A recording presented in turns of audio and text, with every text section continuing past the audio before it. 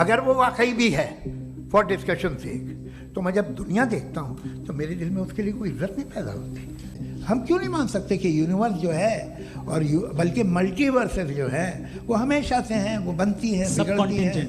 एक हमारे यहाँ एक चीज़ है ब्लैक होल, वो समेट लेता है वापस, फिर ब्लास्ट होता है, फिर फैल जाता है। और इसमें हमारी तो खैर कोई औकात ही नहीं है इंसान की। एक छोटे से जर्रे पे हम 50-60 साल की उम्र रखते हैं, जो करोड़ों अरबों साल की कायनात है उसमें, और पैदा भी नहायत ही बेहुदा वजह से हुए थे। मैं एक आदमी दूध पीता है, आप 10 साल बाद भी मिलेंगे तो एक ही गिलास पीता होगा, ऐसा नहीं होता सुबह से दूध पीता रहता है। मिल्कोहलिक मैंने नहीं देखे, अल्कोहलिक होते हैं। ये टेंडेंसी है मजहब की कि वो बढ़ता है, जैसे कैंसर बढ़ता है, जैसे शराब बढ़ती है।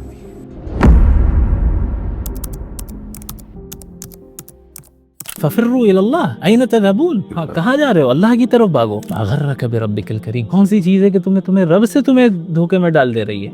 क्या कर रहे हैं, कहाँ जा रहे हैं? यानी ये खुद एक फॉल्स इक्विवेलेंस है कि आप ऐसी मिसालों के जरिए खुदा को रिजेक्ट कर रहे हैं जिसका उससे कोई ताल्लुक नहीं है। अब अगर इविल है नहीं तो फिर आप तो खैर को यानी गुड को चूज करने और उसको उस पर अमल करने पे मजबूर हो गए, और जब आप मजबूर होकर कर रहे हैं तो फिर फ्री विल नहीं रहा, और जब फ्री विल नहीं रहा तो अकाउंटेबिलिटी की क्या बात हुई? इविल ना हो तो हम गुड को कभी समझ नहीं सकते, अगर जुल्म ना हो हम इंसाफ को कैसे समझेंगे? एब्सोल्यूट इविल नाम की कोई चीज एग्जिस्ट नहीं करती है। जो इविल आपको नजर आ रहा है ना, उसके पीछे भी एक गुड विजडम है जो हमसे छुपा हुआ है। आप इस तरह गज्जा को दिखा रहे हैं या किसी और प्रॉब्लम को दिखा रहे हैं कि जहां किसी ने फ्री विल का मिसयूज किया फौरन आसमान से बिजली गिर जानी चाहिए। हाँ। अरे फिर टेस्ट का मतलब क्या है? मैंने एक बात और कही थी उसमें, ये जितना जुल्म इस वक्त झेल रहे हैं ना, उनका रिकॉम्पेंस इतना बड़ा है जो आपके तस्वुर के बाहर है। बातिल आइडियोलॉजीज में, बिलखुसूस एथिज्म में सबसे अहम चीज यही है कि कंसिस्टेंसी नहीं होती। यहाँ एक ने उसूल बनाया, दूसरी जगह पे वो कॉन्ट्राडिक्ट करेगा, टूट जाएगा वो उसूल। पूरी डिबेट खत्म हो गई, क्लोजिंग स्टेटमेंट में कह रहे हैं कि कंटिजेंसी क्या होता है। और सरप्राइज ये रहा कि कॉमन सेंस ट्रेल होता हुआ नजर आया मुझे,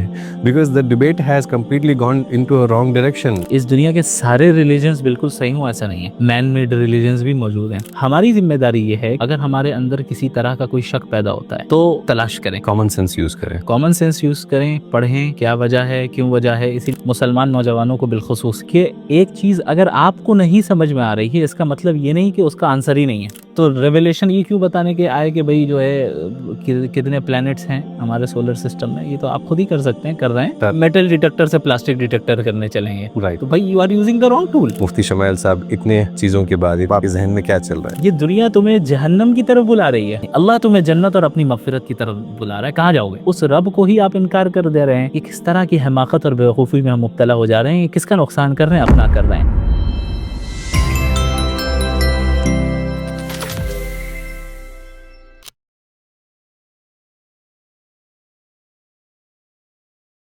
जय हिंद साथियों, DHIS शो पर आपका बहुत बहुत स्वागत है। और आज हम एक ऐसे मेहमान से आपकी मुलाकात कराने जा रहे हैं जिन्होंने लाखों करोड़ों का नुकसान करा दिया, लाखों करोड़ों का नुकसान करा दिया, और 10 साल शदीद मेहनत और उससे पहले की सालों की मेहनत उसका भी नुकसान करा दिया।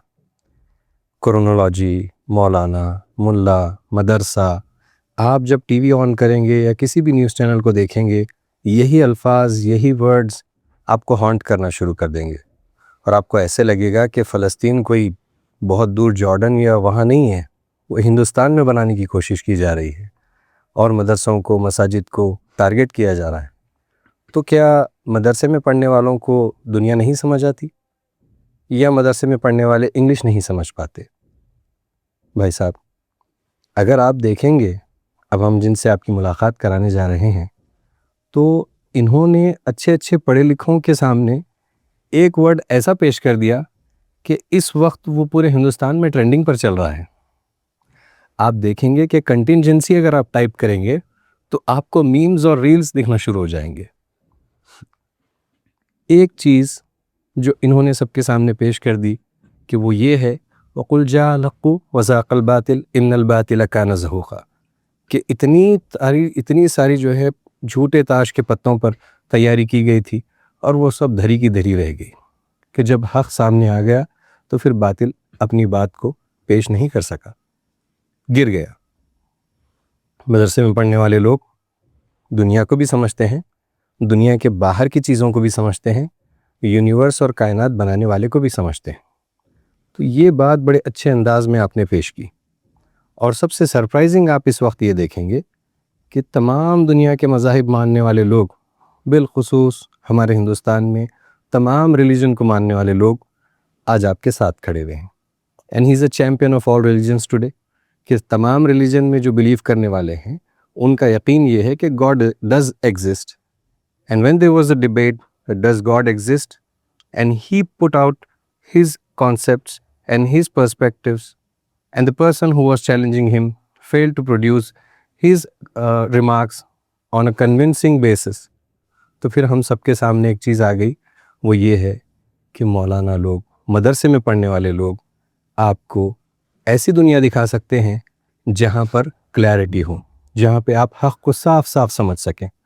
तो आइए उन मौलाना की जो है शख्सियत से मुलाकात करते हैं और देखते हैं कि आपका सफ़र कैसे शुरू हुआ और कैसे आज आप जो है हिंदुस्तान में न सिर्फ मुसलमान बल्कि तमाम लोगों के इस वक्त चहीते बने हुए हैं। और बिला तफर्रुक़ा तमाम जमात के लोग मुत्तहिद हो गए हैं इस बात पर कि आप बेशक जो है आपने बेहतरीन अंदाज में तारुफ पेश किया है अल्लाह सुब्हानहू तआला का, खुदा का, गॉड का। तो आपकी मुलाकात कराते हैं मुफ्ती शमाइल साहब से। अस्सलाम वालेकुम। वालेकुम अस्सलाम व रहमतुल्लाह। कैसे हैं आप? अल्हम्दुलिल्लाह, बहुत बहुत शुक्रिया ये मौका देने के लिए। आपका बहुत शुक्रिया, आपने मदऊ किया अपने चैनल पे। जज़ाकल्लाहु खैरन, जज़ाकल्लाहु खैरन। तो मुफ्ती साहब, एक सरप्राइज़ तो है कि आप इस वक्त जो है एक सेंसेशन के तौर पर आए हुए हैं, हम उस पर बात करेंगे। पहले मैं ये चाहूँगा कि हम वहाँ से कहानी शुरू करें जहाँ से कहानी शुरू हुई थी। कुछ बात आपके बचपन के ताल्लुक़ से कि कहाँ आपका बचपना शुरू हुआ, वालिद साहब की मसरूफ़ियत क्या रही और कैसे चीज़ों को आपने परसीव करना स्टार्ट किया अपने अर्ली स्टेजेस ऑफ लाइफ में। अल्लाह रब्बुल आलमीन का हमेशा से मेरे ऊपर फ़ज़ल रहा, बावजूद इसके कि मेरे अंदर इस्तिहक़ाक़ तो नहीं था, लेकिन अल्लाह ने अपने फ़ज़ल से बहुत सी चीज़ें नवाजी, जिनमें सबसे बड़ी नेमत मैं समझता हूँ कि मेरे वालिदैन हैं। और वालिदैन ही हैं जो शुरू से लेकर अभी तक हर मैदान में और हर मरहले में वो मुझे सपोर्ट करते रहे और मुझे कन्विंस करते रहे कि आपका मकसद क्या है इस दुनिया में। यानी अगर हम आपकी तरबियत कर रहे हैं, आपको आपकी परवरिश कर रहे हैं, आपको हम पढ़ा रहे हैं, तो इसका मकसद ये है कि आप अपने दीन की खिदमत करें। यही चीज़ मेरे वालिद भी हमेशा कहते आए, वालिदा भी कहती आईं, और अल्हम्दुलिल्लाह एक दीनी माहौल भी घर में मिला। चूँकि अब्बू जो मेरे हैं दीनी उमूर से उनका ताल्लुक़ रहा है और अभी भी है अल्हम्दुलिल्लाह, और वो बिज़नेसमैन हैं। तो अल्लाह का फ़ज़ल रहा, मेरी वालिदा भी जिस घराने से ताल्लुक़ रखती है वहाँ पर भी दीनदारी रही। तो अल्हम्दुलिल्लाह ओवरऑल एक दीनी माहौल घर में मिला बचपन से। और शुरू से मेरी जो इब्तिदाई तालीम है वो घर में हुई, यानी मैंने हिफ्ज़ भी घर में किया। और आलमियत के जो इनिशियल ईयर्स हैं उसके भी कोर्स को और सिलेबस को मैंने घर में ही कंप्लीट किया। बाज़ असातिज़ा किराम थे दारुल उलूम नदवतुल उलमा के, वो तशरीफ़ लाते थे और मुझे पढ़ाते थे। फिर उसके बाद मैंने स्कूलिंग भी की और उसके बाद जो है फिर ओपन स्कूलिंग के ज़रिए मैंने 10 वगैरह का एग्ज़ाम दिया था। क्लास 8 तक मैंने रेगुलर क्लासेस की थी, चूँकि फिर उसके बाद मेरा पूरा रुझान हो गया था कि नहीं, मुझे आलिम बनना है। अच्छा, माशाअल्लाह। जी, तो फिर मैंने रेगुलर स्कूलिंग को छोड़ दिया था, फिर आलमियत की तैयारी की थी और फिर उसी दौरान NIOS के ज़रिए मैंने वो एग्ज़ाम्स वगैरह दिए। और फिर मैं चला गया दारुल उलूम नदवतुल उलमा, अच्छा जी, माशाअल्लाह, जो कि लखनऊ में जी। और वहाँ पर मैं तकरीबन 5 साल रहा और वहाँ पर मैंने अपनी आलमियत कंप्लीट की। उसके बाद 2 साल मैंने तफसीर और उलूमुल कुरान में तखस्सुस किया, स्पेशलाइजेशन किया, और उसके बाद 1 साल तदरीब अलल इफ्ता जो मुफ्ती का कोर्स होता है उसे कंप्लीट किया। नदवतुल उलमा का बहुत बड़ा रोल है मेरी फ़िक्र को बनाने में और मेरी शख्सियत को बनाने में। और नदवतुल उलमा ने दर हकीकत मुझे एक रुख दिखाया कि इस ज़माने में करने का काम क्या है। जी, जी। आज जो है हमारा जो हकीकी मुकाबला है वो वेस्टर्न सिविलाइजेशन के साथ है। जी। हर ज़माने में फ़ितने आए, हज़रत आदम के ज़माने से लेकर आज तक हर ज़माने में नए नए फ़ितने आए।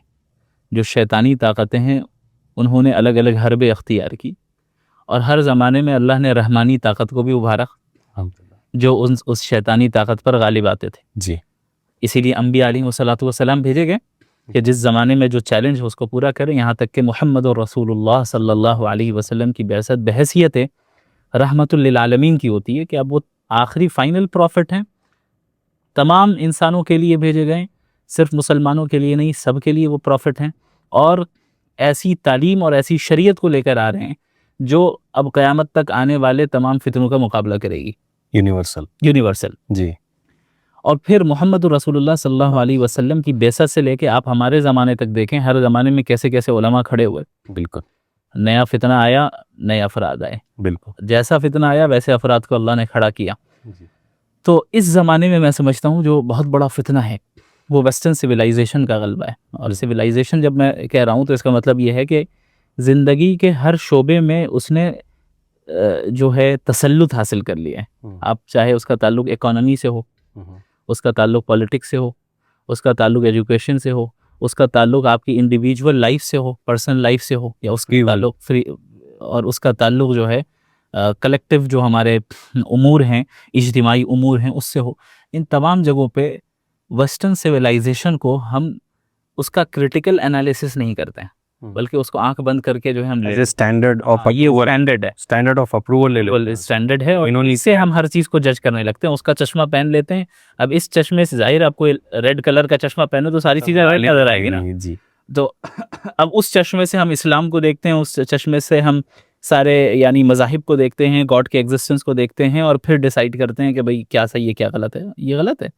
जब आप किसी चीज़ को डिसाइड करना चाह रहे हैं और देखना चाह रहे हैं क्या सही है क्या गलत है, तो सबसे पहले आपको न्यूट्रल होना होगा, आपको चश्मा उतारना पड़ेगा, उसके बाद सारी चीज़ों को देखना पड़ेगा, फिर उसके बाद आप किसी फैसले को इख्तियार कर सकते हैं। तो नदवतुल उलमा जो है इसने ये फ़िक्र डाली मेरे अंदर कि किस तरह तैयार होना है कि हम मौजूदा ज़माने के चैलेंजेस को पूरा कर सकें। यहाँ तक कि बहुत बड़े स्कॉलर गुज़रे हैं दारुल उलूम नदवतुल उलमा के, हज़रत मौलाना अबुल हसन अली अल हसनी अन-नदवी रहमहुल्लाह, बहुत ही फेमस स्कॉलर गुज़रे हैं। अक्सर अपनी राइटिंग्स में वो इस पर ज़ोर दिया करते थे कि आज वेस्टर्न फितने इतने ज़्यादा हैं कि अगर आज इमाम अबू हनीफ़ा ज़िंदा होते हैं, इमाम मालिक होते हैं, इमाम शाफ़ी होते हैं, इमाम अहमद बिन हम्बल होते हैं, ये सब फ़िक़्ह के कंपाइलेशन को भी थोड़ी देर के लिए रोक देते और इस तरफ लग जाते। इतनी बड़ी बात है। ये हज़रात वो हैं, वो अइम्मा जो जिन्होंने फ़िक़्ही मसाइल को कंपाइल किया और उसको मुदव्वन किया। ये कितना बड़ा काम है। अगर ये नहीं होता तो हमारे लिए कितनी दुश्वारी होती आज अमल करना। बिल्कुल।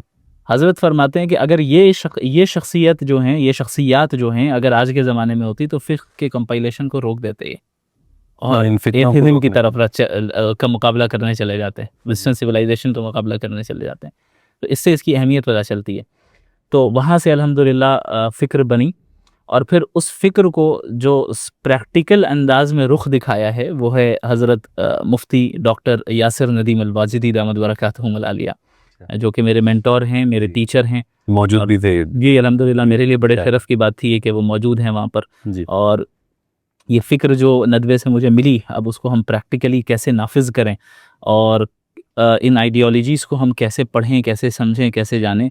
तो तकरीबन वेस्टर्न सिविलाइजेशन पर मैंने 2 साल का कोर्स मुफ्ती साहब के पास किया है। अच्छा जी। मुफ्ती यासिर साहब के पास। तो वहाँ से अल्हम्दुलिल्लाह ये टूटी फूटी सलाहियत पैदा हुई कि जो भी कल आप लोगों ने बस अल्हम्दुलिल्लाह हम दुआ करेंगे कि ऐसी सलाहियत कम से कम 1 लाख नौजवानों में जो है वो अल्लाह सुब्हानहू तआला डाल दे और आ जाए वो। जी। तो इस चीज़ का इंसेप्शन जो है वो कहाँ से शुरू हुआ कि ये डिबेट डज गॉड एग्जिस्ट की तरफ ये मामला कैसे आया, बिहाइंड द स्टोरी? असल में आज से 3 महीने पहले जी। कोलकाता में उर्दू एकेडमी ने एक इवेंट कंडक्ट किया था, वो मुशायरा था। जी जी। उसमें चीफ गेस्ट के तौर पे जनाब जावेद अख्तर साहब को बुलाया जा रहा था। जी। तो जब हमें मालूम हुआ कि कलकत्ते वो तशरीफ़ ला रहे हैं और उनकी वीडियोस बहुत ज़्यादा वायरल हो रही थी, जहाँ पर ऐसे अल्फाज उन्होंने इख्तियार किए थे खुदा के ताल्लुक़ से जो कि बहरहाल नाज़ेबत हैं। जी। तो मैंने ये मुनासिब समझा कि भाई क्यों ना इनको इनविटेशन दी जाए कि आएँ और बैठ के बात करते हैं, पीसफुल अंदाज में बात करते हैं, बिल्कुल। वायलेंस की ज़रूरत नहीं है किसी तरह की, बल्कि हम एकेडमिक अंदाज में गुफ्तगू करते हैं। जी। क्योंकि आप एक तरफ़ा बातें अब तक करते आए ना, स्टेज पे आप ही बोलते आए, और अगर कोई साथ में रहा भी तो उसको बोलने का मौका नहीं दिया गया, ये उसने आपके लिहाज में शायद बोला नहीं। जी। तो लोगों को ऐसा महसूस होने लगा कि भाई इनकी बातें तो बहुत अच्छी हैं, चूँकि एक खूबी इनके अंदर ये है, चूँकि अदीब हैं, शायर हैं, वो पोएट हैं, तो अल्फाज का इंतखाब करना जानते हैं, जी। और कैसे एक मामूली सी चीज़ को बड़ा बनाकर दिखाना है, और सामने वाले के इमोशंस को कैसे वरगलाना है। वहाँ वो जो कल आपने कुछ मिसालें देखी होंगी गज़ा वगैरह की, जी। ये दर हकीकत इसे कहते हैं इमोशनल आर्ग्यूमेंट, जहाँ संबंध जो है सामने वाले के इमोशन को उभारना चाहता है ताकि लॉजिकल रीजनिंग ना देना पड़े, उस इमोशंस के ज़रिए अपने साइड में कर लें। ये एक लॉजिकल फेलसी है और यह एक हरबा है ये। बहरहाल तो उनकी बातों से बहुत से लोग मुतासिर भी होने लग गए थे, डाउट में मुब्तला हुए, प्रॉब्लम ऑफ ईविल वगैरह इस तरह की चीज़ें आती रहीं। तो नतीजा ये निकला कि हमने मशवरा किया मुफ्ती यासिर नदीम अल-वाजदी साहब से। अच्छा जी। कि क्या करना चाहिए। उन्होंने कहा कि आपको इनविटेशन देनी चाहिए। अच्छा। तो हमने जो है इनवाइट किया उन्हें, लेकिन चंद सूरत हाल की वजह से जो है कलकत्ते का प्रोग्राम उनका कैंसिल हो गया था। तो बहरहाल फिर ईमेल के ज़रिए उनसे रब्ता रहा। उन्होंने बाज़ शर्तें लगाईं, फिर हमने बाज़ को कबूल किया, बाज़ को नहीं किया, फिर बाज़ शर्तें हमने दी, तो तकरीबन ये सिलसिला 3 महीने तक जारी रहा। अच्छा जी। कि आपसी यानी म्यूचुअली हम लोग जो है किसी एक पॉइंट पर आकर मुत्तफ़िक़ हो जाएं।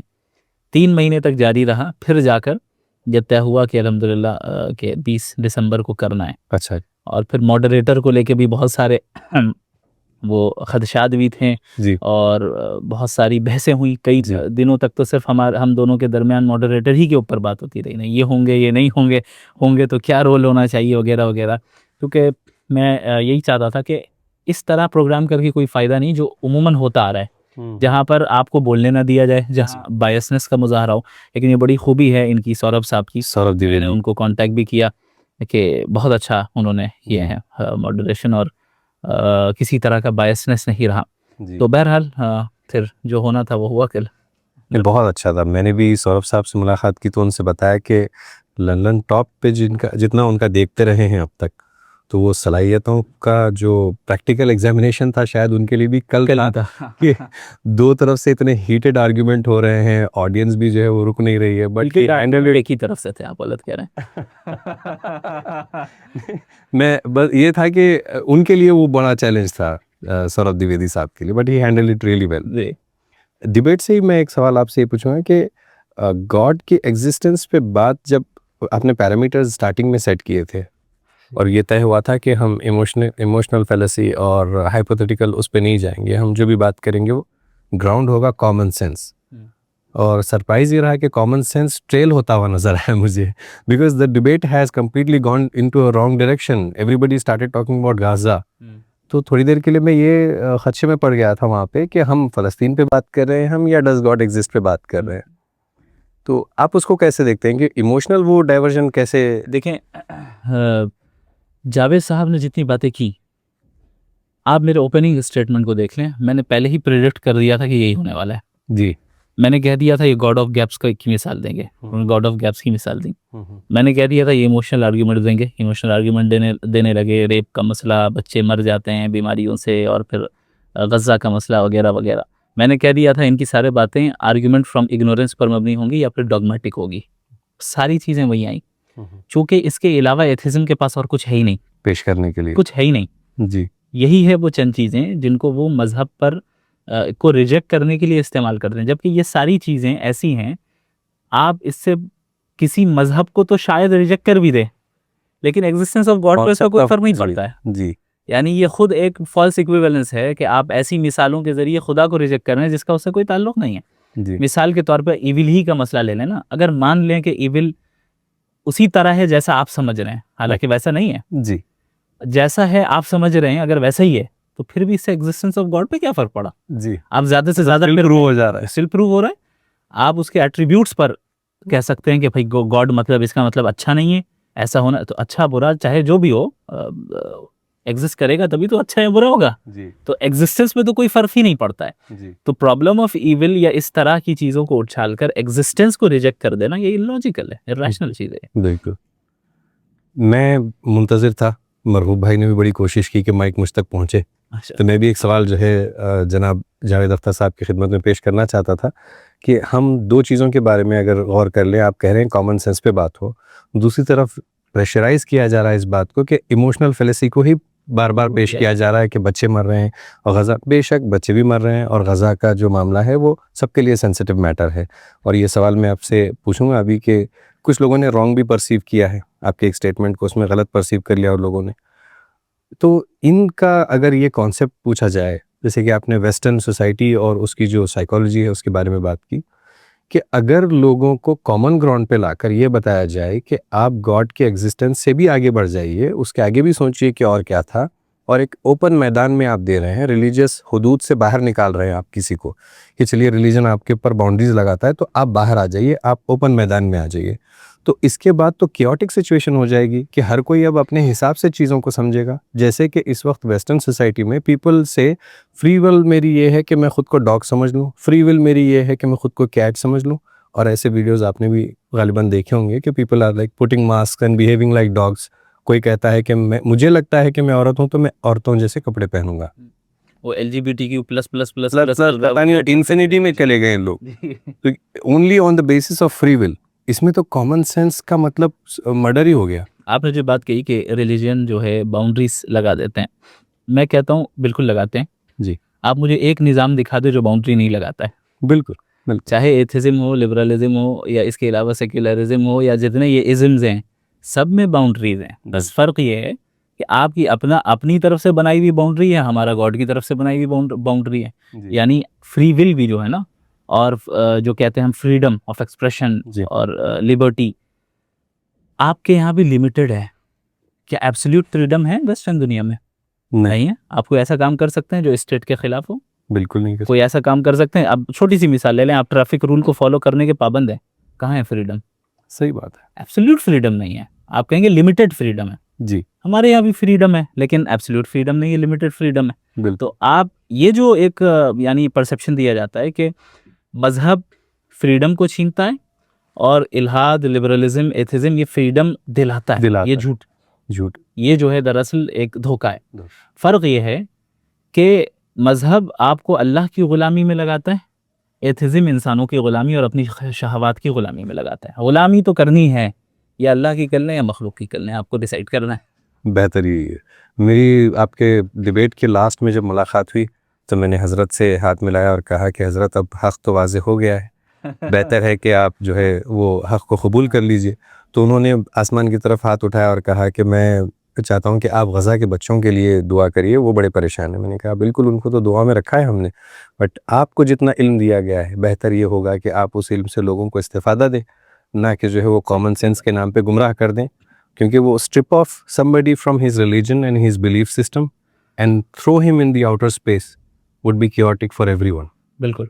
तो मैं आपसे एक सवाल ये पूछूंगा कि जहाँ पे लोग रॉन्ग परसीव कर वो बार बार गज़ा का जो है इमोशनल टॉपिक निकाल रहे थे, तो आप उसके बारे में कुछ जवाब देना चाहेंगे? देखिए, यही दरअसल ये प्रॉब्लम ऑफ ईविल है। मैं चाहूँगा कि इसको मैं थोड़ा सा एलाबोरेट करूँ। जी प्लीज़। चूँकि कल उस वक्त ये मौजूद छिड़ा था जब हम क्रॉस एग्जामिनेशन में थे, और उस वक्त पूरी बात रखना मुमकिन नहीं था। यानी हम एक बात कह रहे हैं, चाह रहे थे रखना, मौका नहीं मिला जी। तो बहरहाल उसको मैं रखता हूँ। देखें, जो इस दुनिया में ईविल है जी, या इस दुनिया में परेशानियां हैं या जो सफरिंग है इंसानों के ऊपर आती हैं, और इस चीज़ को बुनियाद बनाकर गॉड को रिजेक्ट करने की कोशिश की जाती है। जी। ये पूरा प्रॉब्लम ऑफ ईविल का जो आर्ग्यूमेंट है, ये दो फॉल्स असम्पशंस पर कायम है। अगर इन दो फॉल्स असम्पशंस को हमने समझ लिया तो पूरा आर्ग्यूमेंट कोलैप्स हो जाएगा। सबसे पहला फॉल्स असम्पशन क्या है? जब भी प्रॉब्लम ऑफ ईविल को एज एन आर्ग्यूमेंट पेश किया जाता है, अक्सर आप देखेंगे ये कहते हैं वो गॉड जो ओमनीपोटेंट है, पावरफुल है और मर्सीफुल है, जुल्म को क्यों नहीं रोक रहा है? बिल्कुल। जो omnipotent है, हाँ, ये तो गोया कि ये प्रिटेंड किया जा रहा है कि गॉड सिर्फ ओमनीपोटेंट और मर्सीफुल है, जबकि ये हमारा कॉन्सेप्ट है ही नहीं गॉड के ताल्लुक से। गॉड के कई सारे एट्रीब्यूट्स हैं जिसमें ओमनीपोटेंट होना भी है, यानी ऑल पावरफुल होना भी है, मर्सीफुल होना भी है, लेकिन वो ऑल वाइज भी तो है, वो ऑल नोइंग भी तो है। तो जो ऑल वाइज होगा उसका कोई काम विजडम के बगैर तो नहीं हो सकता। लेकिन जब आप ये दावा करें कि नहीं, इस काम के पीछे ये जो मुझे ख़राब लग रहा है क्या विजडम है, मुझे जब तक नहीं समझ में आएगा मैं नहीं मांगूंगा, ये डॉगमा है और ये आर्ग्यूमेंट फ्रॉम लिमिटेड पर्सपेक्टिव है। राइट। यानी गॉड के पास पूरा पिक्चर है, आपके पास एक पिक्सल है, उस पिक्सल से आप पूरे पिक्चर को तो नहीं जज कर सकते। बिल्कुल। ये होता है आर्ग्यूमेंट फ्रॉम लिमिटेड पर्सपेक्टिव, जो कि एक फैलेसी। और इसकी मिसाल मैंने कल दी थी, जो फिर रेटोरिक स्टेटमेंट देने लग गए जनाब जावेद साहब। बहरहाल आप अपनी जो है किसी डॉक्टर के पास हम और आप जब जाते हैं, वो मुझे दवाई देता है, मुझे नहीं मालूम इस दवाई की क्या अहमियत है, ये दवाई ही क्यों दी उसने जी। लेकिन हम सामने वाले के की अथॉरिटी को तस्लीम करते हैं ना, बावजूद इसके कि इसके पीछे का नॉलेज और विजडम मुझे नहीं मालूम है। जी। सिर्फ इसलिए उसकी अथॉरिटी मान रहे हैं कि भाई ये मुझसे ज़्यादा नॉलेजेबल है, मुझसे ज़्यादा विजडम वाला है, या मुझे ऑपरेशन होना है, या ये कि जो है इंजेक्शन लगाना है, या कोई सर्जरी होनी है, तकलीफ हो रही है ना, लेकिन हम डॉक्टर की अथॉरिटी को तस्लीम कर रहे हैं कि कुछ भी करिए बस तकलीफ दूर कर दी हमारी। हाँ जी। क्योंकि हम जान रहे हैं कि भाई इसके पास जो नॉलेज है, जान रहा है कि अगर इस प्रॉब्लम को ठीक करना है तो करना पड़ेगा। फॉर एग्जाम्पल ये तो सबसे पहली चीज़ ये कि गॉड सिर्फ ऑमनीपोटेंट और मर्सीफुल नहीं है, बल्कि वो ऑल वाइज और ऑल नोइंग भी है। तो उसका हर काम विजडम और नॉलेज पर मबनी होगा। बिल्कुल। लेकिन ये ज़रूरी नहीं है कि हम और आप उसके हर विजडम को जान लें, क्योंकि वो ऑल वाइज है, हम नहीं है। अब आप एक गिलास को लेने भाई, वो उसमें आप इन्फिनिट वाटर तो नहीं दाखिल कर सकते। बिल्कुल। एक उसकी एक लिमिटेशन है, कैपेसिटी है, उसी कैपेसिटी तक हम समझ सकते हैं। राइट। तो गॉड का और हमारा कोई कंपैरिजन नहीं है जी। हमारे पास जो विजडम और हिकमत है वो ना के बराबर है। हमारे अंदर कैपेसिटी ही नहीं है कि हम गॉड के तमाम विजडम को समझ सकें, इम्पॉसिबल है। यही तो कॉन्सेप्ट ऑफ गॉड है, that's beyond comprehension of your human limited brain. बिल्कुल पॉसिबल नहीं है। तो ये कहना कि क्या हिकमत है हमें मालूम हो 100%, इसे हम कहते हैं ईगो सेंट्रिज्म। ईगो सेंट्रिज्म का मतलब ये हुआ कि मैं जिस पर्सपेक्टिव से देख रहा हूँ सारी दुनिया उसी पर्सपेक्टिव से देखे, गॉड भी उसी पर्सपेक्टिव से देखे। भाई गॉड आपकी पर्सपेक्टिव से क्यों देखे, फिर वो गॉड कहाँ रहा अगर आपका वो मोहताज हो गया और आप जैसा कहेंगे वो वैसा करेगा। तो पहला असम्पशन तो ये है। दूसरा फॉल्स असम्पशन ये है कि भाई इविल इस दुनिया में क्यों है, इसके ताल्लुक से गुड रीजंस हमारे पास मौजूद नहीं और हमें मजहब ने या खुदा ने बताया ही नहीं। जाहिर है तमाम रीज़न और तमाम विजडम को तो हम समझ नहीं सकते, लेकिन चंद अहम चीज़ें हम जानते हैं। मिसाल के तौर पे सबसे अहम चीज़ ये है कि हम और आप इस दुनिया में अकाउंटेबिलिटी के लिए आए, और अकाउंटेबिलिटी उसी वक्त होगी ना जब आपके सामने दोनों ऑप्शंस मौजूद रहें, राइट एंड रॉन्ग। जी। अब अगर इविल है नहीं तो फिर आप तो खैर को यानी गुड को चूज करने और उस पर अमल करने पे मजबूर हो गए जी। और जब आप मजबूर होकर कर रहे हैं तो फिर फ्री विल नहीं रहा, और जब फ्री विल नहीं रहा तो अकाउंटेबिलिटी की क्या बात हुई जी। ये तो फिर कॉमन सेंस ही नहीं रहेगा, फिर आप जिस पे क्लेम कर रहे हैं आप रोबोट बन गए जी। यानी आप मजबूर हो गए कि आप जो है नमाज पढ़ेंगे ही, प्रोग्राम्ड हो गए, इनबिल्ड हो गए आपके लिए वो जी। तो फिर इम्तिहान नहीं है ना, इनबिल्ड तो वो हैं फरिश्ते, बिल्कुल वो हाँ वो और कुछ नहीं कर सकते, इसीलिए उनके लिए जन्नत जहन्नम भी नहीं है जी। अकाउंटेबिलिटी हमारी है, तो इसमें जो पास होगा उसके लिए जन्नत है, फेल होगा जो जहन्नम है। सही बात। तो अकाउंटेबिलिटी के लिए इविल का मौजूद होना जरूरी है। दूसरी चीज, इविल ना हो तो हम गुड को कभी समझ नहीं सकते जी। अगर जुल्म ना हो हम इंसाफ को कैसे समझेंगे? अगर हम देखें कि भाई डेंजर है, अगर डेंजर ना हो तो हम करेज को कैसे समझ सकेंगे? हमारे अंदर अच्छी क्वालिटीज़, नोबल क्वालिटीज़ कैसे बन पाएंगी? यानी एक इंसान के अंदर जो करेज आता है, करेज का आना ये एक अच्छी चीज़ है बिल्कुल, लेकिन अगर आपने कभी डेंजर का सामना ही नहीं किया तो करेज कैसे आएगा? जी, पॉसिबल ही नहीं है। तीसरी चीज़ ये है कि ऐसा नहीं होता कि इविल हमेशा खुदा की तरफ से डायरेक्टली आ रहा है। अल्लामा इब्न तैमिया रहमहुल्लाह ने एक और बात कही है यहाँ पे, मैं इसको भी वाज़ेह कर दूं कि अल्लाह ने एब्सोल्यूट इविल बनाया ही नहीं है जी। एब्सोल्यूट इविल नाम की कोई चीज़ एग्जिस्ट नहीं करती है। ओके। जो इविल आपको नजर आ रहा है ना उसके पीछे भी एक गुड विजडम है जो हमसे छुपा हुआ है, हिकमत है जी, जो उससे छुपा हुआ, और वो हिकमत खैर पर मबनी है। यानी उस इविल के पीछे भी खैर है जी, लेकिन वो इविल जो हम सामना कर रहे हैं वो हमारी अकाउंटेबिलिटी और हमारे टेस्ट के लिए। ओके। अगर आपने उसको पास कर लिया तो उसके पीछे क्या है? फिर खैरी। तो अल्लाह ने एब्सोल्यूट इविल नहीं पैदा किया। एक पॉइंट ये। दूसरी चीज़ ये है कि इविल अगर इस दुनिया में ना हो, इविल जो इस दुनिया में है, ऐसा नहीं है कि डायरेक्ट अल्लाह ही की तरफ से हमेशा आता है, बल्कि इंसानों का अपना शर भी है। फ्री विल, जी, फ्री विल। यानी हमें और आपको अकाउंटेबिलिटी के लिए फ्री विल दिया गया। अगर अब आप ये कहें फ्री विल क्यों दिया गया, तो इसका मतलब हम रोबोट बन जाएंगे, फिर अकाउंटेबिलिटी नहीं होगी। तो अकाउंटेबिलिटी के लिए फ्री विल का होना ज़रूरी है। और जब फ्री विल होगा तो फिर सही और गलत को चूज करने का मौका भी तो मिलना चाहिए। सही बात है। आप इस तरह गज़ा को दिखा रहे हैं या किसी और प्रॉब्लम को दिखा रहे हैं कि जहां किसी ने फ्री विल का मिसयूज किया, फौरन आसमान से बिजली गिर जानी चाहिए। हाँ। अरे फिर टेस्ट का मतलब क्या है? जी उस आदमी का भी टेस्ट हो रहा है और जिस पे जुल्म हो रहा है उसका भी टेस्ट हो रहा है। जी मजलूम के ऊपर इस चीज से टेस्ट हो रहा है कि आप पर जो ये जुल्म हुआ, इसको झेल कर आप अल्लाह के लिए कायम दीन पे रह सकते हैं या नहीं। और जालिम का टेस्ट ऐसे हो रहा है कि आपको फ्री विल दिया गया था सही काम करने के लिए, आप अपने चॉइस से सही काम कर रहे हैं या गलत काम कर रहे हैं। जी दोनों का टेस्ट हो रहा है, अलग अलग अंदाज में हो रहा है। तो अब गज़ा का जो मसला है, ये ऐसा तो नहीं कि अल्लाह ने हुक्म दिया कि भाई इन्हें जो है आप मारें, बल्कि जाहिर है अल्लाह तो इस चीज़ को पसंद नहीं करता है, इसको मना किया है। इंसान फ्री विल का इस्तेमाल करके गलत काम कर रहा है। तो जो लोगों का कत्ल किया जा रहा है, लोगों को नुकसान पहुंचाया जा रहा है, तो ये इसका कसूर किसका है? उनका है ना जो कर रहे हैं।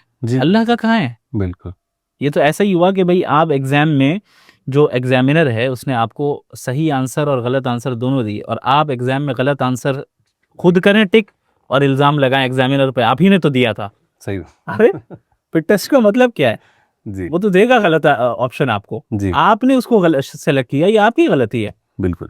तो ये एक बहुत बड़ा मसला है कि इसे हमें समझना चाहिए कि इंसान के फ्री विल के नतीजे में भी बहुत सी चीज़ें आती हैं। इंसान जिन हालात से गुजरते हैं उनको हम दो हिस्सों में तकसीम कर सकते हैं। एक हिस्सा वो है जहाँ पे उसके पास कोई कंट्रोल नहीं रहता है, और दूसरा हिस्सा वो है जहाँ पर फ्री विल के नतीजे में वो कामों को कर सकता है जी, और अच्छे काम भी कर सकता है, गलत काम भी कर सकता है। आपकी ज़िंदगी में आपके ऊपर कोई ऐसी चीज़ आ जाए जो आपके कंट्रोल की बाहर है, उस पर आपकी अकाउंटेबिलिटी भी नहीं है। जी बिल्कुल। आपकी अकाउंटेबिलिटी उस चीज़ पर है जो आपकी कैपेसिटी और आपने अपने फ्री विल से किया है। गलत काम किया है अपने फ्री विल से। अब आप देखें ना, इसकी छोटी सी मिसाल, कोई भूल से अगर रोज़ा तोड़ दे, हाँ, रोज़े से है जी हाँ, भूल से उसने खा लिया खाना, क्या रोज़ा टूटेगा? नहीं। अकाउंटेबिलिटी नहीं है जी, क्योंकि ये अब ऐसी चीज़ हो गई जो जहाँ पे आपको इख्तियार नहीं था। जी, लेकिन जानबूझकर तोड़ दें, अब देखें इस पे पकड़ है, कफ़ारा है, गुनाह है। क्यों? आपने फ्री विल का इस्तेमाल किया। तो अल्लाह आदिल है भाई। इंसान की कुदरत के बाहर की अगर कोई चीज़ है तो वहाँ पे वो अकाउंटेबल नहीं होता है, लेकिन आप अपने फ्री विल के इस्तेमाल में अकाउंटेबल हैं। तो इस दुनिया में जितना जुल्म हो रहा है, तो ये इंसान के फ्री विल के मिसयूज का नतीजा है। और जाहिर है एक मोहलत तक तो अकाउंटेबल यानी उसका मौका देना होगा।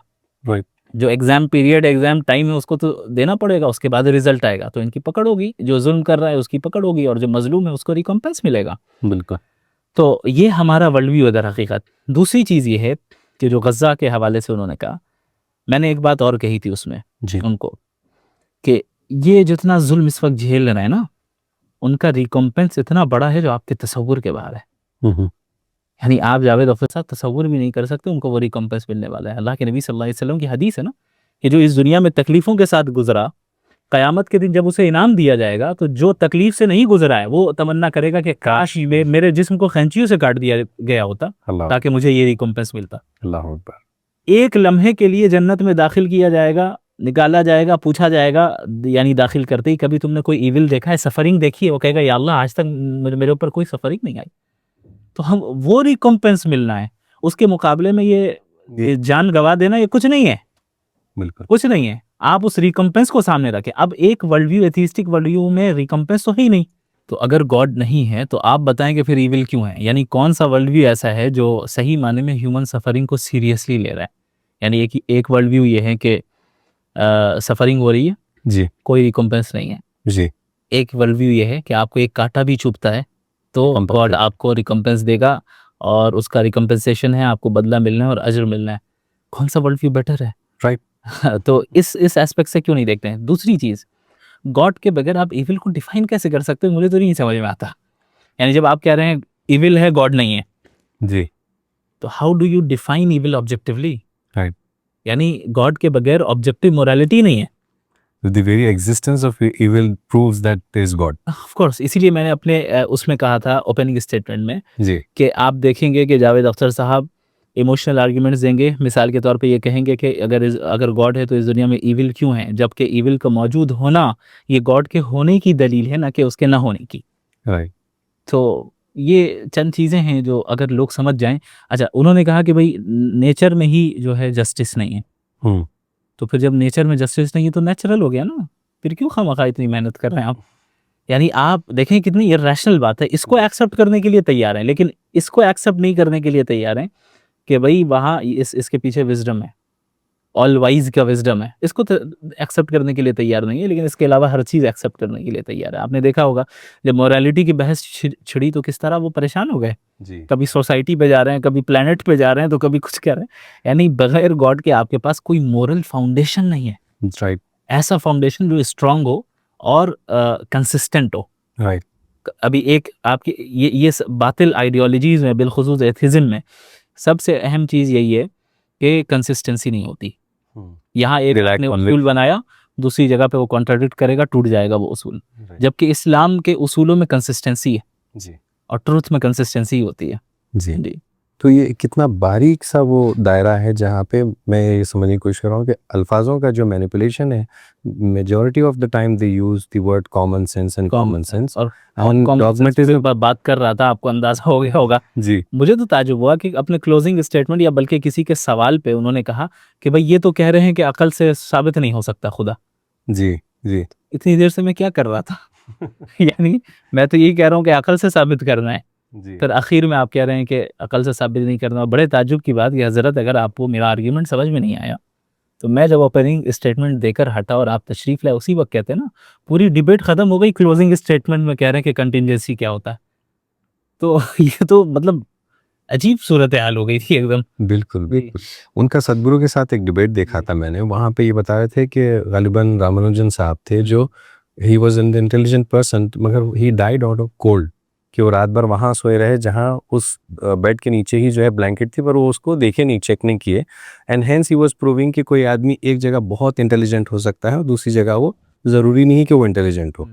मैं ये सोच रहा था कि वो लोग, तमाम लोग जो ये सोच रहे हैं कि ये बहुत बड़े राइटर हैं, इंडिया के बहुत बड़े लिरिसिस्ट हैं, पोएट हैं और बहुत सारे कुछ हैं, ये भी हो सकता है कि he has failed to understand the common sense. Of course, और ये एंड है जी, एंड वो प्रूव भी हो गया कि he failed to understand common sense. तो आई वुड आस्क यू कि जितने रिलीजियस पीपल हैं, how they can deal with scepticism? देखें सबसे अहम चीज़ इसमें ये है, जी ये कहना थोड़ा सा मुश्किल है कि जितने रिलीजियस पीपल है सब कैसे डील करें। चूँकि एक चीज़ तो मैं मानता हूँ और जो कि सही है, इस दुनिया के सारे रिलीजन्स बिल्कुल सही हों ऐसा नहीं है, मैन मेड रिलीजन्स भी मौजूद हैं। जी लेकिन उमूमन एथिस्टिक वर्ल्ड की तरफ से कई सारे मल्टीपल रिलीजन्स के मौजूद होने को गॉड के नॉन एग्जिस्टेंस की दलील बनाई जाती है। जबकि ऐसा ही है कि मैं कहूँ कि भाई बाज़ार में कई सारे नकली नोट चल रहे हैं, लिहाजा असली नोट एग्जिस्ट ही नहीं करता। नहीं, नकली नोट्स जो चल रहे हैं ये इस बात की दलील है कि असली नोट मौजूद है, तभी तो नकली बनाए गए। तो इसी तरीके से रिलीजन्स भी इसमें कोई शक नहीं कि मैन मेड रिलीजन्स मौजूद हैं, बस पास में भी रहे, ख़त्म भी हो गए, और ऐसे रिलीजन के अंदर आपको फ्लॉज नज़र आएंगे। राइट। तो मैं ये तो नहीं कह सकता कि जो रिलीजन मैन मेड है उसके ताल्लुक से आपके अंदर जो है आप कैसे उससे डटे रहें। जाहिर है जो सही है वो सही है, वो गलत है जो गलत है वो गलत है। हमारी जिम्मेदारी ये है कि हम और आप, अगर हमारे अंदर किसी तरह का कोई शक पैदा होता है तो तलाश करें, कॉमन सेंस यूज़ करें, कॉमन सेंस यूज़ करें, पढ़ें क्या वजह है, क्यों वजह है। इसीलिए मैं अक्सर कहता हूँ मुसलमान नौजवानों को बिलखुसूस कि अगर इस्लाम के ताल्लुक से आपके जहन में कोई तजब्जुब आए ना, सबसे पहला उसूल आप ये जान लीजिए कि एक चीज़ अगर आपको नहीं समझ में आ रही है इसका मतलब ये नहीं कि उसका आंसर ही नहीं है। राइट।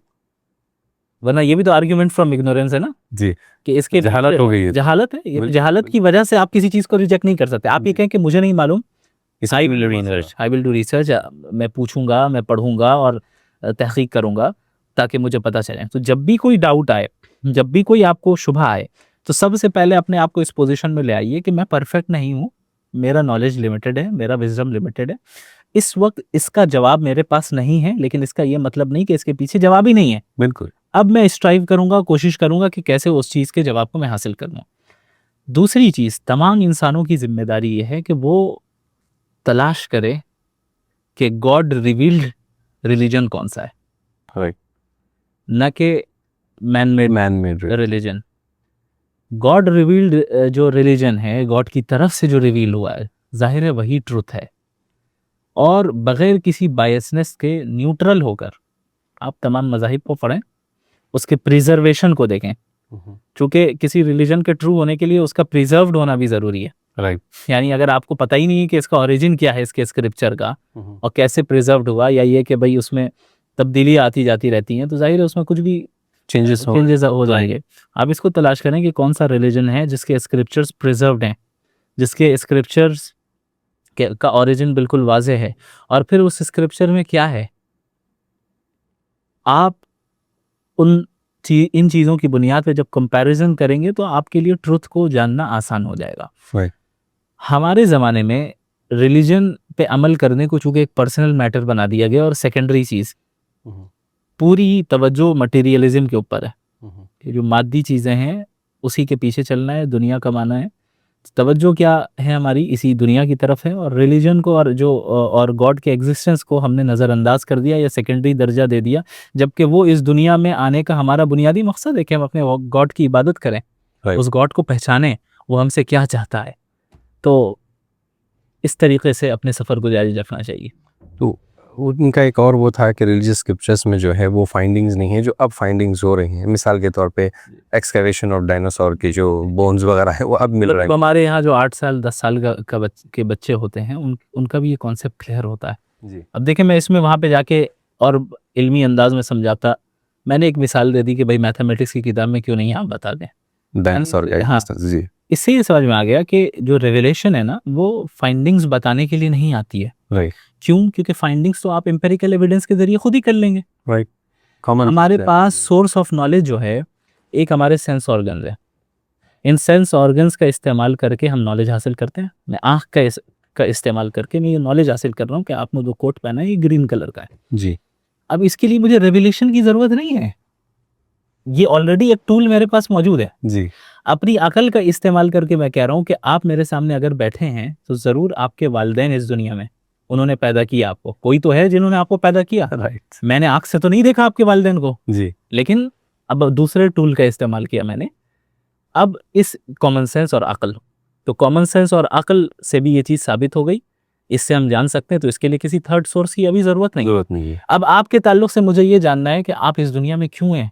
जी। आप कौन सा एक्शन करेंगे कि आपका क्रिएटर आपसे राज़ी होगा, और कौन सा एक्शन करेंगे जिससे क्रिएटर आपका नाराज़ होगा। अब ये एक ऐसा सवाल है जिसको हम अपनी आंखों के ज़रिए नहीं जान सकते, अपनी महज अकल के ज़रिए भी नहीं जान सकते। अब हमें यहाँ तीसरे सोर्स ऑफ नॉलेज की ज़रूरत है, वो है रेवलेशन, कि गॉड खुद क्या कह रहा है। हाँ, तो अब रेवलेशन उन चीज़ों को बताएगा आकर जो आप अपने सेंस ऑर्गन्स के ज़रिए, सिर्फ सेंस ऑर्गन्स के ज़रिए या सिर्फ अकल के ज़रिए नहीं जान सकते हैं। वो है उसका डोमेन। उन चीज़ों को वो एंटरटेन करेगा, डिस्कस करेगा जो हमारे सेंस ऑर्गन्स और सिर्फ अकल के इस्तेमाल के डोमेन के बाहर है। राइट। तो रेवलेशन ये क्यों बताने के आए कि भाई जो है कितने प्लैनेट्स हैं हमारे सोलर सिस्टम में, ये तो आप खुद ही कर सकते हैं, कर रहे हैं, अपने आपके पास ऑलरेडी एक टूल है। तो ये तीसरा टूल का सही जगह पे इस्तेमाल करना, ये मिसाल भी मैंने कल दी, मेटल डिटेक्टर से प्लास्टिक डिटेक्टर करने चलेंगे। राइट। तो भाई you are using the wrong tool. तो जिस टूल का जहाँ जिसकी ज़रूरत है उसको इस्तेमाल करना है। तो रेवलेशन का जो डोमेन है वहाँ पे रेवलेशन, अकल का जो डोमेन है वहाँ पे अकल, सेंस ऑर्गन्स का जो डोमेन है वहाँ पे सेंस ऑर्गन का इस्तेमाल करना। ये दर हकीकत ये चीज़ यूजेज ऑफ कॉमन सेंस का वर्ड इसलिए हम बार बार यूज़ करें कि ये उनका पावरफुल वर्ड रहा है। जो लोग अक्सर हुज्जत पेश करके ये बताते हैं कि religious people do not use common sense, and hence prove that the most usage of common sense is done by the people who believe in the existence of God, and everybody who is denying the existence of God is simply killing the common sense itself. आप वो contingency से समझ में आ जाएगा। वो तो जैसे कि इस वक्त का दी ट्रेंडिंग मीम बन चुका है। कंटिंजेंसी जो है वो आई वॉज रियली सरप्राइज्ड। और इस पर मैं ये ज़रूर कहूँगा कि देखिए, आप कहते थे कि मुल्ला लोग इंग्लिश नहीं बोल सकते, तो ये लीजिए आपके और- सामने इतना बड़ा प्रॉब्लम आ गया है आपके नो इंग्लिश अब इनकी समझ नहीं आ रही आप जी। लोगों को। जावेद अख्तर साहब को रिचर्ड डॉकिंस अवार्ड मिला हुआ है, तो आप समझ रहे हैं कि किस लेवल के एथिस्ट हैं। अच्छा जी। रिचर्ड डॉकिंस का अवार्ड मिलना ये कोई मामूली बात नहीं है। जी आप एथिज्म की नुमाइंदगी कर रहे हैं और मोस्ट सीनियर एथिस्ट समझे जा रहे हैं इस मुल्क में, और आपको कंटिजेंसी नहीं पता है। जी यानी फिर आप मतलब कैसे आप अपने अपने वर्ल्ड व्यू को डिफेंड करेंगे। ऑनेस्टली बोलूँगा मैं, उस वक्त में मुझे लगा शमाइल भाई कि it was purpose arrogance and negligence, कि वो जिद में शायद नहीं मान रहे। मुझे ऐसे लगा, maybe I may be wrong, but ऐसे लगा कि वो जानबूझ के उस बात की तरफ नहीं जाना चाहते। क्योंकि उनके पास ऐसा तो जवाब नहीं हो है ना सकता इसका। जी, ऐसा तो नहीं हो सकता कि he doesn't know that he is the champion of atheists. तो पता नहीं मुझे तो लगता है कि शायद सही में नहीं पता था। दुआ करेंगे कि उनको सही राह का पता चल जाए। कल रात में शायद उन्होंने सर्च किया हो कंटिजेंसी की तरफ। अब सारे हिंदुस्तान वाले बहरहाल जो है कंटिजेंसी को टाइप कर रहे हैं। क्रोनोलॉजी के बाद इंडिया में जितना ट्रेंड हुआ है, ये वर्ड अब कंटिजेंसी चल रहा है। तो मुबारक कि आपने एक नया वर्ड दे दिया सबको। वहीएन फाउंडेशन जी। Purpose of the foundation, inception, क्या कर रहे हैं आप? वाहियान फाउंडेशन दरअसल जो है एक इस्लामिक चैरिटेबल ट्रस्ट है। उसका मकसद मॉडर्न चैलेंजेस का मुकाबला करने वाले लोगों को तैयार करना, जिसमें बिलखुसूस एथिज़म और वेस्टर्न आइडियोलॉजीज़ भी हैं, और ज़िंदगी के हर शोबे में मुसलमानों को वापस उरूज की तरफ ले जाना है। ये हमारा मकसद है। वहयन का मतलब होता है टू रेवलेशंस। हमारे नज़दीक कुरान भी रेवलेशन है, हदीस भी रेवलेशन का एक फॉर्म है। तो ये दो रेवलेशन मिलकर हो जाते हैं वहयन। तो इसका मतलब ये हुआ कि हम जो काम करेंगे वहयन यानी कुरान और सुन्नत की रोशनी में करेंगे, और कुरान और सुन्नत की रोशनी में हम जदीद चैलेंजेस का मुकाबला करेंगे, चाहे वो चैलेंजेस हमें माशी एतबार से आ रहे हों, या सियासी एतबार से आ रहे हों, या तालीमी एतबार से आ रहे हों। हम हर चैलेंज को एकेडमिक अंदाज में, इल्मी अंदाज में मुकाबला उसका करने की कोशिश करेंगे, और उसे हम रेफ्यूट करेंगे, और ऐसे लोगों को तैयार करेंगे कि इस तरह के डिबेट जो हैं सिर्फ मैं नहीं और सिर्फ आप नहीं, बल्कि हर मोहल्ले और हर गली में, बल्कि हर घर में ऐसा बच्चा मौजूद हो जो अपने अपने इस्लाम को और अपने अकीदे को, अपने दीन को बेहतर अंदाज में और जदीद ज़माने के हालात और तकाज़ों की रियायत करते हुए उसको पेश कर सके। माशाल्लाह। तो वाहियान फाइट अगेंस्ट द मॉडर्न फितना, अल्हम्दुलिल्लाह, बाय शमाइल, मुफ्ती शमाइल साहब। माशाल्लाह, इंशाल्लाह इंशाल्लाह। तो आपसे आखिर में ये सवाल ज़रूर पूछूंगा कि अब आपके जहन में क्या चल रहा है मुफ्ती शमाइल साहब, इतने चीज़ों के बाद, इतनी सारी चीज़ों के बाद जो है अब आपके जहन में क्या चल रहा है? ऑडियंस ये ज़रूर सुनना चाहेगी कि अब आप क्या सोच रहे हैं। देखें, ये कोई कई सारी चीज़ें नहीं है जी, यानी ये हमारे सफ़र का एक मरहला है, हिस्सा है। सफ़र जारी रहेगा जी, चूँकि मंजिल मेरे लिए शोहरत नहीं है। एक साहब ने मुझसे कभी सवाल किया था कि आप के सक्सेस का राज क्या है। अच्छा जी, मैंने कहा कि how do you define success, जी, यानी आप क्या समझते हैं कि सक्सेस क्या है? जी, क्या शोहरत हासिल करना सक्सेस है? नहीं, क्या माल को हासिल कर लेना सक्सेस है? नहीं, क्या आपके आगे पीछे फॉलोअर्स का हो जाना सक्सेस है? नहीं, क्या आपको आपकी अपनी गाड़ी हो जाए और आपका अपना घर हो जाए, बंगला हो जाए, बैंक बैलेंस बहुत ज़्यादा हो जाए, ये सक्सेस है? नहीं है। तो इसका मतलब अभी मैं सक्सेसफुल नहीं हुआ हूँ, मैं अपने आप को सक्सेसफुल नहीं समझता हूँ। क्यों? क्योंकि कुरान कहता है कि सक्सेसफुल कौन है? फमन ज़ुहज़िहा अनिन नार व उदखिलल जन्नत फ़क़द फ़ाज़। माशाल्लाह, जिसे जहन्नम से बचा लिया गया और जन्नत में दाखिल कर दिया गया, वो सक्सेसफुल है। तो मैं सक्सेसफुल हुआ या नहीं हुआ, ये वहाँ ये तो जब उस वक्त मैं कहूँगा जब मेरा पहला कदम अल्लाह के फजल से जन्नत में दाखिल हो गया इंशाअल्लाह अज़ीज़। इंशाल्लाह। तो बस वो मंजिल है, सफ़र जारी रहेगा। ये जो कुछ भी हुआ है ये पार्ट ऑफ दिस जर्नी है, और मैं समझता हूँ कि ये इस हकीकी सफ़र की इब्तिदा है। अभी ये ट्रेलर था, पिक्चर अभी बाकी है इंशाल्लाह। एक आपका मैसेज हमारे ऑडियंस के लिए और हिंदुस्तान के तमाम मुसलमानों के लिए, बिलखुसूस तमाम लोगों के लिए जो कहीं ना कहीं अपनी ज़िंदगियों में नाउमीदी का शिकार हो जाते हैं, हादसात, मामलात, जितने भी टेस्ट उन पर आ रहे हैं, तो हम ही क्यों, मैं ही क्यों, ऐसे वाली सोच जो है गालिब हो जाती है। देखें, इसमें कोई शक नहीं कि लोग अलग अलग अंदाज में सफ़र करते हैं, और मैं ऐसे लोगों से बहुत एम्पैथी रखता हूँ पर्सनली। और कितने लोग ऐसे हैं कि उसी सफ़रिंग की वजह से वो एथिज्म का शिकार हो जाते हैं जी। कि चूंकि मेरे ऊपर जुल्म हुआ, चूंकि मेरे साथ गलत हुआ, इसलिए खुदा नहीं, अब मैं एथिस्ट बन गया। तो जहाँ तक सफ़रिंग का ताल्लुक है तो मैं एम्पैथी रखता हूँ और मैं समझता हूँ कि इमोशनल सपोर्ट ऐसे लोगों के साथ होनी चाहिए, क्योंकि they are the one suffering, right. वो जानते हैं कि वो कैसा फील कर रहे हैं। लेकिन इसका ये मतलब भी नहीं है कि जब सफ़रिंग हो रही है तो फिर खुदा ही एग्जिस्ट नहीं करता। ये एक लॉजिकल फेलेसी है, उसे भी एक्सेप्ट नहीं किया जाएगा। सफ़रिंग अगर हमारे ऊपर आ रही है तो अल्लाह के नबी सल्लल्लाहु अलैहि वसल्लम ने इसके पीछे के भी का जो तसव्वुर है वो बयान कर दिया। इज़ा अहब्बल्लाहु अब्दन इब्तलाह, कि जब अल्लाह किसी बंदे से मोहब्बत करता है ना तो उसे आजमाता है। तो हमारी सफ़रिंग भी पर्पज़लेस नहीं है। Right. भाई मेरी ज़िंदगी में अगर किसी के ऊपर कोई सफ़र कर रहा है, तकलीफ़ आ रही है, आप ये देखिए कि भाई अल्लाह की खुसूसी तवज्जो मेरे ऊपर है। अब आप बताएं अल्लाह का सबसे महबूब बंदा कौन है? जो मोहम्मद रसूलुल्लाह सल्लल्लाहु अलैहि वसल्लम, हमसे ज़्यादा महबूब कोई हो सकता है? बिल्कुल नबी सल्लल्लाहु अलैहि वसल्लम ने फरमाया कि जितनी तकलीफ़ मुझे पहुँचाई गई है उतनी तकलीफ़ किसी नबी को नहीं पहुँचाएगी।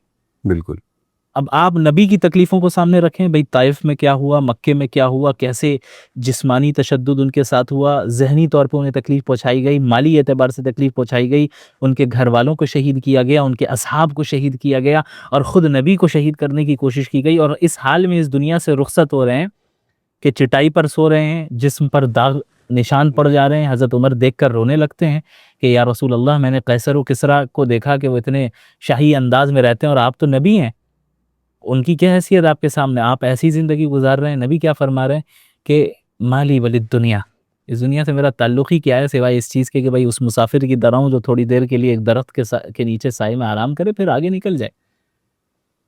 ऐसी ज़ात और ऐसी शख्सियत पर ऐसी तकलीफ़ें आ रही हैं जो हमारी और आपकी तकलीफ़ से 100 गुना ज़्यादा है। जितनी तकलीफ़ आई हो आपकी ज़िंदगी में, ज़रा नबी के ज़िंदगी को पढ़ के देख लें कि किसकी तकलीफ़ ज़्यादा है।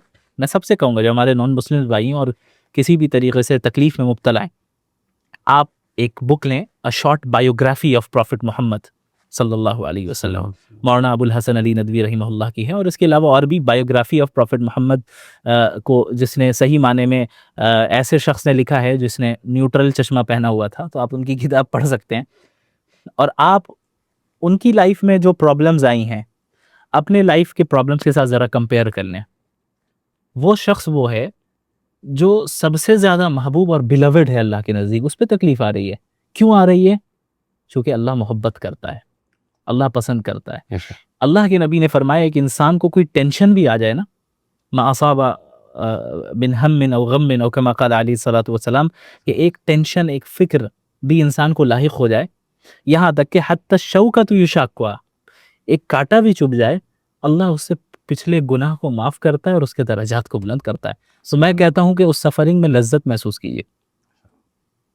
ज़ाहिर है तकलीफ़ होती है, हर इंसान, भाई मैं भी सफ़रिंग से गुज़रा, आप भी गुज़रे, आपकी सफ़रिंग की नौयत कुछ और होगी, मेरे सफ़र की नौयत कुछ और होगी। हर इंसान इस दुनिया में सफ़र करता है किसी न किसी एतबार से। लेकिन जब आप ऐसे वर्ल्ड व्यू से ताल्लुक़ रखते हैं जिसमें यह है कि एक कांटा भी चुभे, एक टेंशन भी आए तो सवाब मिल रहा है, ये आपको खुद एक मजबूत बना देता है, मजबूत शख्स बनाता है। और आप खुद जब ये सोचते हैं और जब आपको यकीन होता है कि भाई अल्लाह चूँकि मुझसे मोहब्बत करता है इसलिए ये तकलीफ़ आ रही है, लिहाजा मैं मज़ीद अब उसके दीन पर कायम रहूँगा, उसकी इताअत करूँगा, आप देखें आपको उस तकलीफ़ में लज्जत महसूस होगी और आप कितने स्ट्रॉन्ग हो जाएंगे मेंटली और अल्लाह के महबूब बंदे बनेंगे।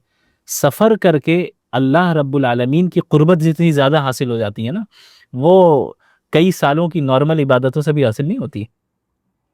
और ये मैं नहीं कह रहा, ये हमारे उलमा ने कहा है। बसा औक़ात अल्लाह किसी के दर्जे को ऊपर करना चाहता है और अपने से करीब करना चाहता है, उसे ऐसे मरहले से गुजारता है कि वो तकलीफ़ वाला मरहला, चूँकि वो आदिल है ना, बिल्कुल जस्ट भी है ना। अब आपको अगर फ़ौक़ियत देनी है तो आपका टेस्ट भी ज़्यादा इंटेंसिव होगा, राइट तो आप उसमें पास हो जाएंगे तो फिर दर्जा भी वैसे ही मिलना है। बिल्कुल। तो इसलिए बिल्कुल भी वेस्टर्न दुनिया के जो आर्ग्यूमेंट्स हैं उससे बिल्कुल भी मरूब ना हो, ये बिल्कुल खोखले आर्ग्यूमेंट्स हैं। नारे बड़े अच्छे होते हैं, लिबर्टी, फ्रीडम और फिर पता नहीं क्या क्या। अब आप शराब की बोतल पे ज़मज़म लिख दें तो लेबल से तो कोई हकीकत नहीं बदल जाएगी। बिल्कुल आप थोड़ा सा उसके इन डेप्थ उतरें, देखें, आपको समझ में आ जाएगा इसका क्या खोखलापन है। और मैं यही कहूँगा कि मागर्र का वो आयत जो है, मागर्रक बिरब्बिकल करीम, मागर्रक बिरब्बिकल करीम, कौन सी चीज़ है जो कौन सी चीज़ है कि तुम्हें रब से तुम्हें धोखे में डाल दे रही है? क्या कर रहे हैं, कहाँ जा रहे हैं? यानी फफिर्रू इलल्लाह अयन तज़हबून, दौड़ो अपने रब की हाँ तरफ। कहाँ जा रहे हो? अल्लाह की तरफ भागो।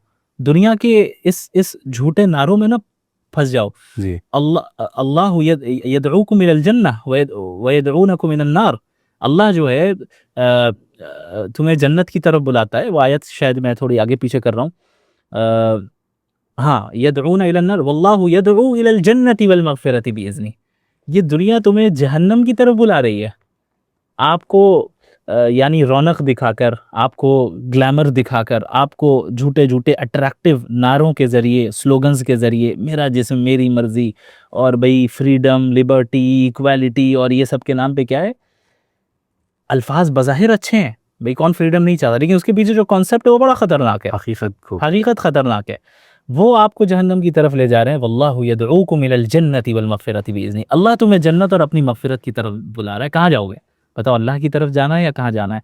हर इंसान तन्हाई में अपने आप पर गौर करे, सोचे कि मैं क्या कर रहा हूँ, और मैं अपना रब, यानी हम अब सांस भी ले रहे हैं ना, तो ये अल्लाह की नेमत है। बिल्कुल हर सेकंड अल्लाह की नेमत में हम मौजूद हैं। आप अपनी सफरिंग को अपने ब्लेसिंग से कंपेयर करें तो सफरिंग कुछ नहीं है। आपके पास हाथ है कि नहीं है, पैर है कि नहीं है, आप सांस ले रहे हैं कि नहीं ले रहे हैं, आप बैठे हैं कि नहीं बैठे हैं, आपके पास पीने को पानी, खाने को खाना है कि नहीं है। बिल्कुल अगर किसी के पास खाना नहीं है तो दूसरी नेमत है, किसी के पास पानी नहीं है तो दूसरी नेमत है। आप कंपेयर करें, वो रब जो आपको हर लम्हे अपनी ब्लेसिंग्स में रख रहा है, उस रब को ही आप इनकार कर दे रहे हैं। ये किस तरह की हमाकत और बेवकूफ़ी में हम मुब्तला हो जा रहे हैं। ये किसका नुकसान कर रहे हैं? अपना कर रहे हैं। लिहाजा इसको ज़रा संजीदगी से सोचें।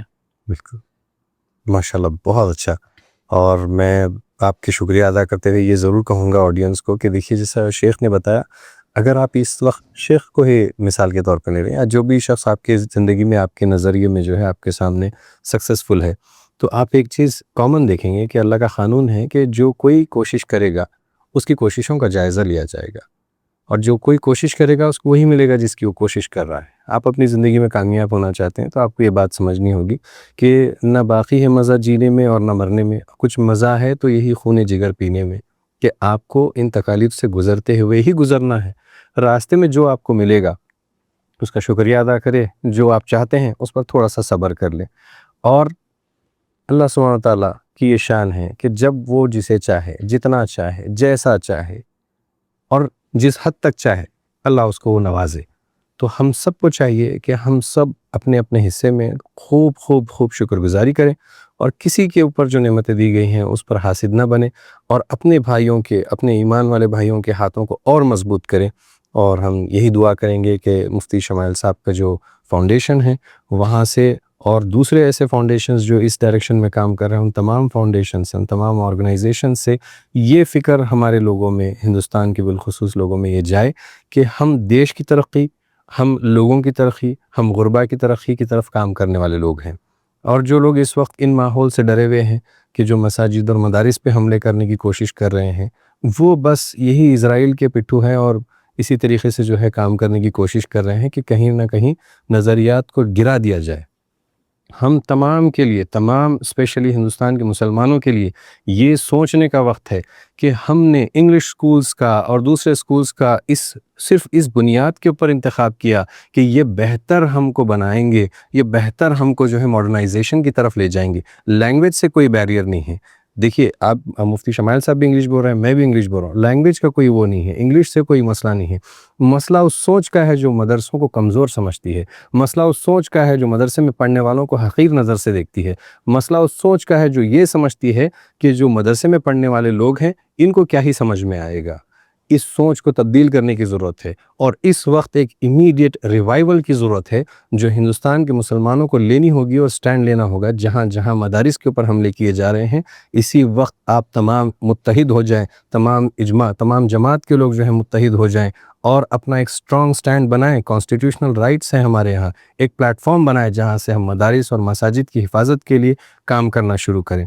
और जैसे आपने कहा, मॉडर्न एजुकेशन को इंटीग्रेट करने की ज़रूरत है, ताकि जो हमारे मदरसे में पढ़ने वाले लोग हैं, हमारे जो हुफ़ाज़ हैं, उल्मा हैं, इन तमाम को इक्विप किया जाए इस वक्त मॉडर्न एजुकेशन के साथ में, so that they can stand and fight against the modern fitness and all these blasphemies which are going around.